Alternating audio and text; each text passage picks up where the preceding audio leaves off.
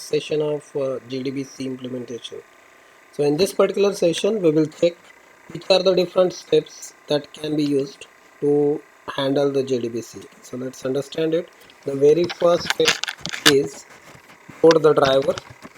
So let me just type here load the driver.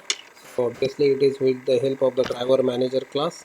Next is nothing but the step number 2, which will be to have the connection. So to create the connection using the driver manager class. So we'll just write here it is the creation of the connection by using driver manager class.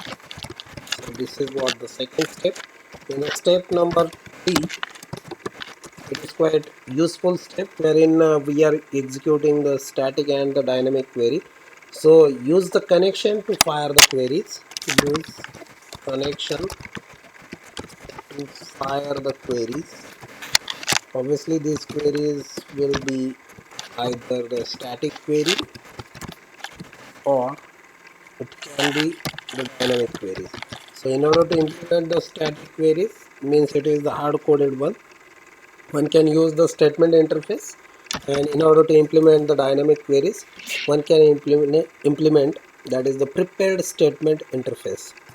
Next step is I think the step number 4, where the user need to work on what exactly the different outputs he is expecting. If he is expecting the output from the console, then one can say that it is nothing but the processing the result after the query firing, and this is obviously with the help of the result set. So here I will write it is the process of the query once it is done in the earlier stage. So after this, let's close all the operations. That is what the final step. One can say it is a step where the closing of the connection will be done. Okay, so this is what done. Not only the connection references which are been created earlier, but also the things one can close the references which are been created in the earlier stages. So that is all about the Jdbc steps. Thank you everyone. Thank you very much.